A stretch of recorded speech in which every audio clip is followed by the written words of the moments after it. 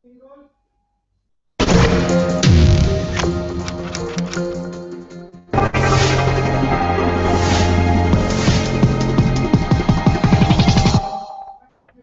and welcome to the India Hangout. It's football season and we're talking about India and football. The question we're asking is, are we condemned to watch football rather than play it? And this, of course, we're picking up the story from those 6 Goan MLAs who wanted to go to Brazil to watch the football match and obviously not participate in football.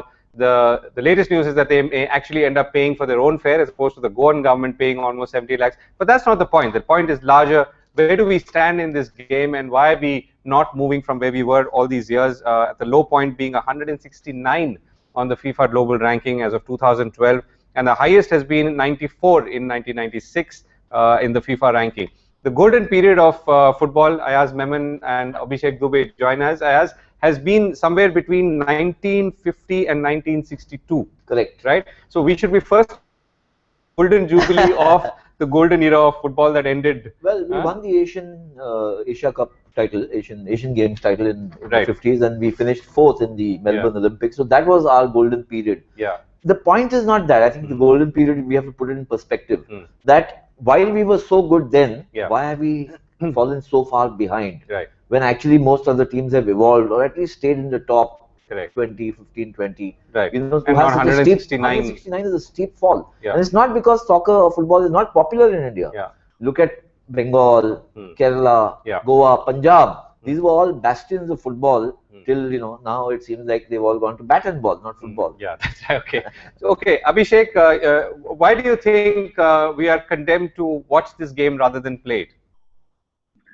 Actually, there are a number of factors if you see in the context.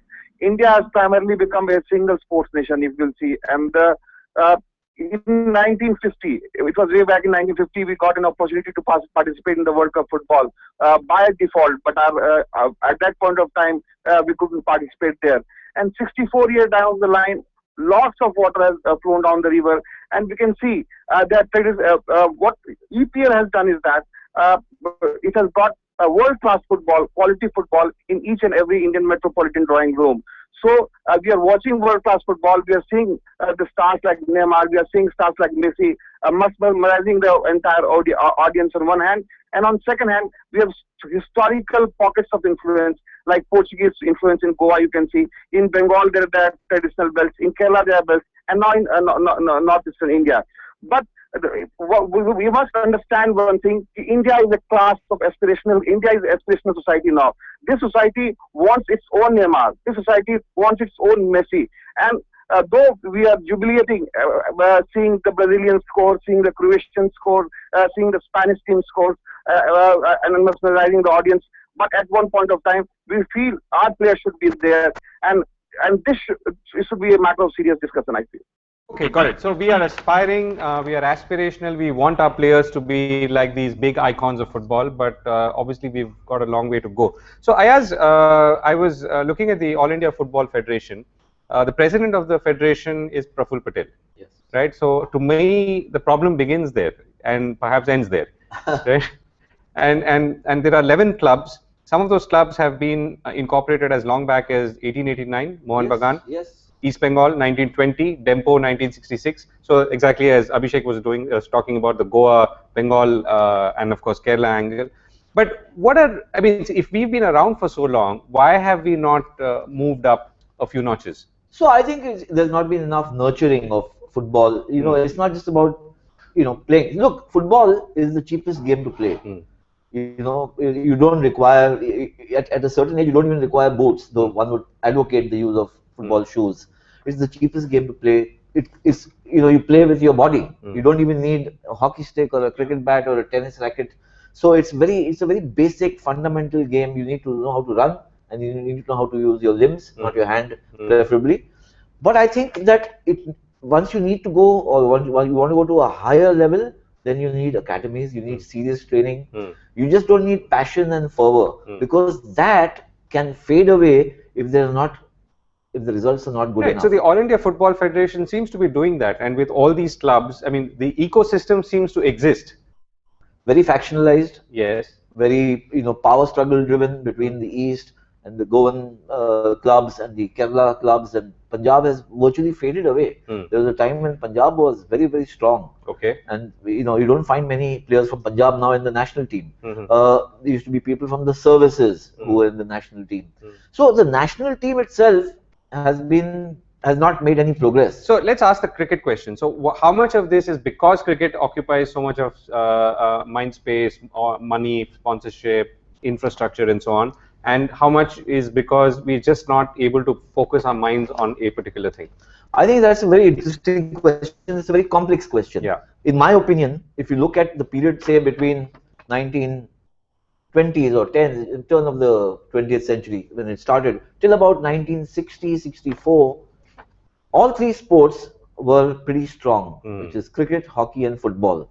The following was almost as much. I mean, you could have, in a match between Mohammedan Sporting and East Bengal or Mohan Bagan, any of these three big clubs, you would have about 65, 70,000 people going and watching that game, much as you would have 80,000 people going and watching a match at the Eden Gardens. Right. Likewise in Punjab, in Mumbai, at the Cooperage Stadium, I've seen packed houses.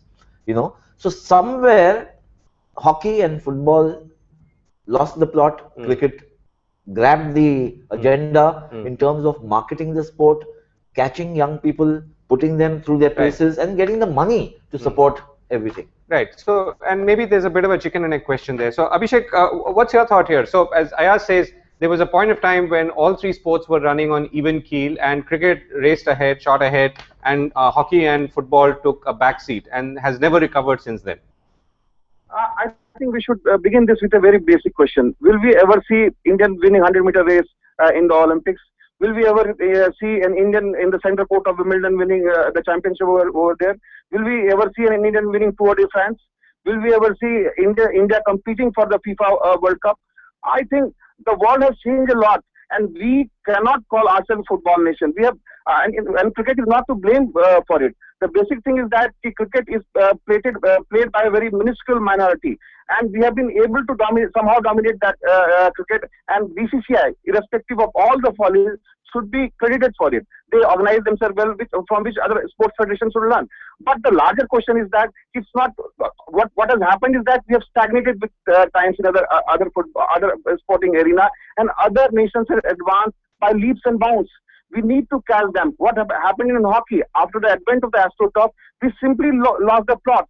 So it's question of bringing in the basic, selecting the basic pockets, and changing the entire sports infrastructure of the country.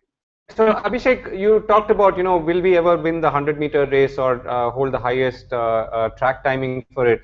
Are you saying in some ways that there is a linkage between the nature of that sport and football, or are you saying this is a more administrative sort of country problem? I'm thinking our focus is not properly on sports. And that's why in any serious competition, I feel be it Tour de France, be it 100-meter race, be it participating in the full FIFA World Cup, be it Wimbledon, French Open, or whatever it is, they are the pinnacle of sporting glories, and we don't feature at all. Where do we feature? We feature in a game called cricket. It's good. We play cricket. We are two-time world champion. We are 2020 world champion. We are economic powerhouse of that particular sport. But to become a sporting nation, or even to initiate a step in that direction, we need to go a long way. And for that, the basic infrastructure needs to be changed. The basic mindset of the people needs to be changed. That sports is also a serious business. It's not a back of the page story. You do everything and you just do sports as entertainment or for warm-up. Abhishek, and Ayaz is going to get in a word in a moment, but Abhishek, even Brazil, for instance, does not have that kind of infrastructure. I mean, or that physicality. Or that physical. I mean, how does that explain? How do you explain Brazil's rise then in this game? Yeah, it's a very important question, and lots of people ask this. They don't have a proper organized system, and they have excelled in this particular arena. If you will see sporting history of many a nation, what has happened is that they at right point of time got big sporting heroes, and the youngsters were able to emulate them, and they were able to catch up with the times. That's why they are here. Unfortunately, we don't have any sporting heroes in many of the sports, and that we are lagging behind. But to be a complete sporting nation, to catch up with them, we need to start from the basics. We need to get our fundamentals right, and that is the most important question which I want to raise. Yes. So, I mean, these are very generic kind of solutions. So we can't be a complete sporting nation because each nation has its own kind of passion for a particular sport. So in America, you might find that baseball and basketball supersede everything else, including tennis and athletics. They make the big bucks, or boxers make the most money. In England, it's the footballers who make more money than cricket. The cricket also started there. It's the home of cricket. I have no issues with India being a cricketing nation. But I think there are a few things that we haven't done right, which is we haven't tapped the potential. It's not that we never had footballers. We've had some terrific footballers, maybe at a club or national level, who then kind of faded away. We've got terrific badminton players because suddenly the badminton federation or association woke up to talent and said, let's send them out for international competition. I mean, Saina Nehwal has come across, Prakash Padukone. We've had Mary Kom, the boxer, coming from the Northeast. We've started looking into areas where we never looked earlier. So I think that is happening. I think also as a country, once we get plugged in into the global society, we'll realize that being good at sports also makes you a soft power. Right. So we've and there's been a sense of pride, and there's also livelihood coming in. Sure. It was never. You and I, when we were growing up, we were told to study and not play sports because if you don't pass your exam, you may not get a job. Sure. But having said that, I mean, we've been plugged in now as a country. I'm saying if for someone who was, let's say, started, whatever, looking on the internet, satellite TV, 15 years has passed since that era has come upon us. So for someone to have been influenced as a youngster and actually get into the game and reach somewhere by the age of 18, which is a reasonable point of time, should have happened by now. Yes, I think what's happening, and this is interesting, is that a lot of Latin American talent would be exploited by clubs in Europe. They would go talent scouts. Like in cricket, the talent scouts from county cricket would go to the Caribbean islands earlier. They would spot a Viv Richards and take him to Somerset. So now clubs, because India is also an emerging economic superpower, and 125 crore, they want to tap into India for all its opportunities it offers. So you're saying we're at some kind of tipping point. There is a tipping point, I think, emerging. Where young kids from India will go and be absorbed in those clubs. Like Messi, he's lived all his life in Spain, though he's from Argentina. Right. Okay. So Abhishek, do you concur with that? That we may be at a tipping point of sorts in terms of talent coming in, and because of all these other forces like scouts and infrastructure and so on. As I told you, it's aspirational India. But if the quality football or quality game, any game is coming to the drawing room, we aspire to be there, and that's why this league culture has started in where the India Super League venture is starting, and all those stuff is starting. But what I'm repeatedly emphasizing is that we need to change the mindset of the nation if we want to compete at the various serious level, and we do have an opportunity because see, the FIFA World Cup is being played in Brazil this time. But the ironical part is that the most popular sporting tournament of the globe didn't have two of the most populous nations, that is China and India. So they also feel India is a big catchment area. Likewise, hockey, Federation International Hockey, they have realized if they want the game to prosper, they want India to do well. So other organizations are looking at us, and we have an opening in that direction. But we need to catch up the trend, and we have miles to go before we sleep in this direction, I feel. Ayaz, the aspiration is a given, the youth is a given, the fact that they're exposed to all of this is a given. Let's talk for a second. I mean, it's not, I guess one doesn't want to spend too much time on government and government related stuff, but the fact is that you have an All India Football Federation, the president of which is a politician. At this point of time, he does not even have a parliamentary position. I'm assuming Praful Patel is still the president. Yes. Right. So what does that tell you, and what does that even, I mean, why would that give anyone hope? I mean, if this is really being run as a political... So I think one of the malaise, it's a malaise in Indian society, so to speak, because including in cricket, you look at every sports federation is headed by a politician. So before Praful Patel, there was Ranjan Das Munshi. Sure. So cricket was till recently headed by either Sharad Pawar or somebody else, or they are involved in some other way. Likewise, hockey, you'll find that politicians get in. Kabaddi, Kho-Kho, you name the sport, they are there. It gave them a kind of a hold on mass appeal or whatever, for whatever reason, or just the power. I think that is also changing. I think there's a there's a constant demand for delivery. Either you deliver or you don't. I also think where politicians have been of some help is that they would get clearances for infra far more easily than somebody else. But do they need to be sitting in a federation? They don't need to be doing that. So I think that's the big change that's coming up. Look, I think we are, we must lament. Abhishek is doing it that we are a country of 125 crore, not a sporting nation. The mindset needs to change. Hopefully now they're saying every Sunday will be sports day in schools. So that will kind of trigger off something. I think that we need to invite a lot more participation of women in sport, because the women of today are the mothers of tomorrow. And now once they inculcate the sporting instinct in them, the kids go out and play. So I think a lot is happening. Look, in chess we are extremely good. In shooting we are very good. In badminton we are amongst the few nations which have really progressed very well. In boxing we are not doing too badly. So I buy the idea from Abhishek. Maybe for starters you need to focus on a few disciplines, few sports, get good in them. But football, did we focus when we say we, the country at large, the government in power and so on, or is it because a bunch of young people took their own initiative, maybe worked in a local academy? It's absolutely the latter. I think you've produced champions despite or in spite of the system. It's almost like the Indian IT industry. Cricket. I think in cricket it's got very streamlined with all the kind of pitfalls or problems we see in the BCCI. I think they've done a very good job. They have assumed the role of custodian of the game, not just in India but globally now.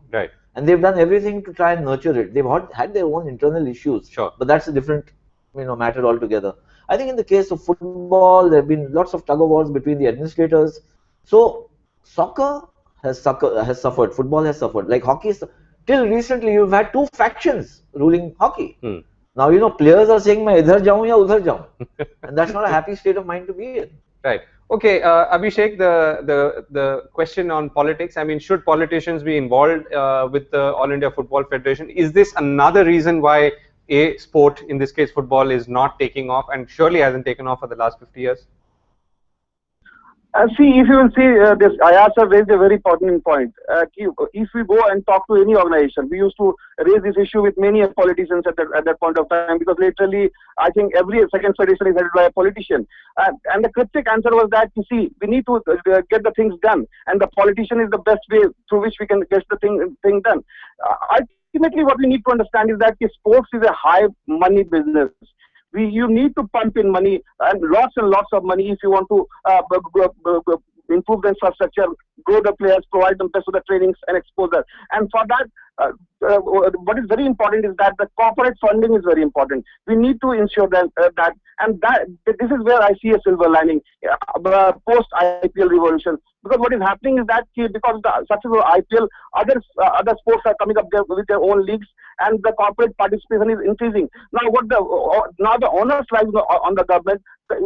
Fortunately, the new government, the Modi government, which has come there, they are starting many, part-taking steps in different areas. And sports is a field they should look up to and involve someone like Ayaz Memon or people like them. They should be there in the advisorial capacity. Their expertise, their experience should be utilized by the new government. Like there is a health policy, there should be a sports policy. And why not to frame this policy right from the scratch? So these things need to be harped on and emphasized, I feel. Comment from Ashutosh. He says, not just the mindset, please change the people who run football and get professionals only. I think that's a very valid point. I think it precedes the mindset, because in the current scenario, you want to kick off something which is going to be changed. Cataclysmic kick off is a pun intended. Is a pun intended, yes. So mindset changes over a longer period of time, but these are administrative measures that can be put through immediately. Just a point to make, Govind.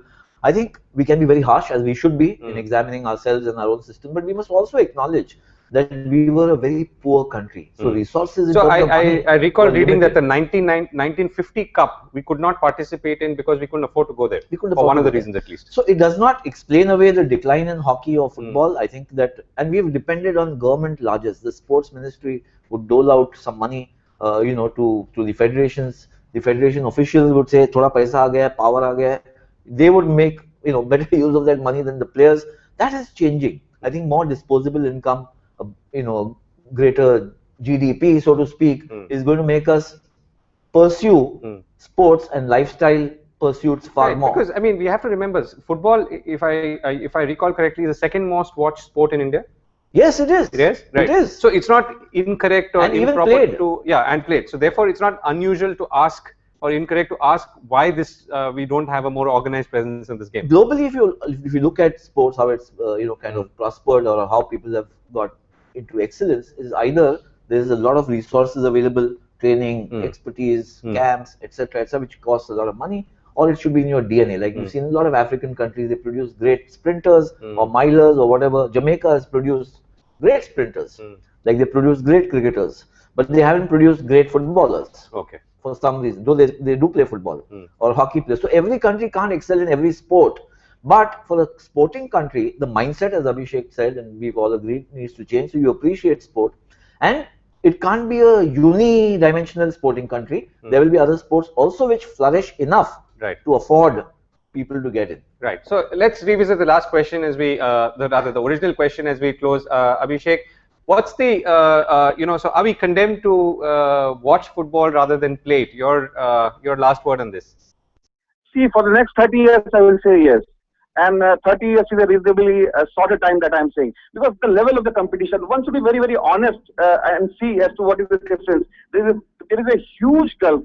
And I just want to make a correction. We were saying initially in 1950, we got an opportunity to participate in the FIFA World Cup. What happened at that point of time is that the first All India Football Federation said, we don't have money. The organizer said, we are willing to fund. You come here. Then we said, we don't have time to practice. We have other priorities. And somehow we didn't go there. So when we are going to get next chance, it's difficult to say now. But there is, as I said, miles and miles to go before we sleep, before reaching that international standard. Right. There's a shortcut. Abhishek. Yes. There's a shortcut. Okay, go ahead. To be playing in the World Cup football, you host it. Okay. The host country gets automatic entry. Right. So 2024. But we are seeing what's happening in Brazil, right? I mean, the entire, not entire, but the population is on the streets protesting. No, I'm saying, but we can play. Yeah. World Cup if you host it. So maybe that's a always, good that's a good starting point. Host the World Cup. Yeah, we Indians can always come up with good shortcuts. We can come up with jugaad. Right. That's all we have time for this edition of Hangout. We're going to be back next week. Thanks for watching.